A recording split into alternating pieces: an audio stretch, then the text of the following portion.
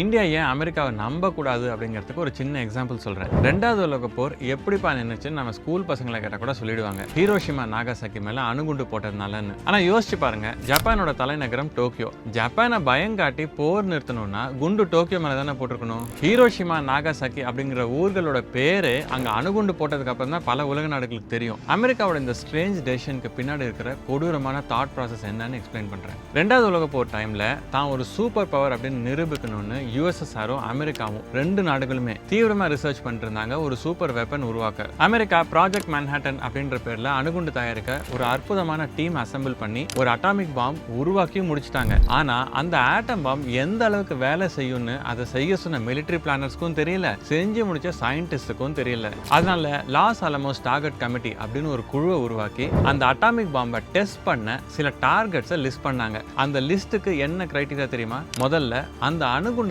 என்ன பாதிப்பு வருது அப்படின்னு கிளியரா தெரியணும்னா அந்த இடத்துல இதுக்கு முன்னாடி பெருசா வேற எந்த தாக்குதலும் நடந்திருக்க கூடாது. 2வது கிரைட்டீரியா, அந்த இடம் ரொம்ப சின்ன கிராமமாகவும் இருக்கக்கூடாது, ரொம்ப பெரிய நகரமாகவும் இருக்கக்கூடாது. 3வது கிரைட்டீரியா, அந்த இடம் மிலிட்டரி இண்டஸ்ட்ரியல் ஜோனா கண்டிப்பா இருக்கணும். டோக்கியோ மேல ஆபரேஷன் மீட்டிங் ஹவுஸ் அப்படிங்கிற பேர்ல ஏற்கனவே மார்ச் 1945ல குண்டு மழை பொழிஞ்சு 1 லட்சம் பேருக்கு மேல இறந்திருந்தாங்க. அங்க போய் இப்ப புதுசா அணுகுண்டு போட்டா ஏற்கனவே இருந்த டேமேஜ்னால மக்கள் செத்து போனாங்களா இல்ல இப்ப போட்ட அணுகுண்டுனாலயான்னு கிளியரா இருக்காதுன்னு நினைச்சாங்க. இதனால அமெரிக்கா டோக்கியோவை விட்டுட்டு ஹீரோஷிமா, நாகாசாக்கி, கொக்கூரா, நீகட்டா இந்த ஊர்கள் எல்லாத்தையுமே தங்களோட அணுகுண்டு பரிசோதனைக்காக பிரைம் கேண்டிடேட்ஸா வச்சிருந்தாங்க. சரி, ஒரு அணுகுண்டோட நிறுத்திருக்கலாம்ல.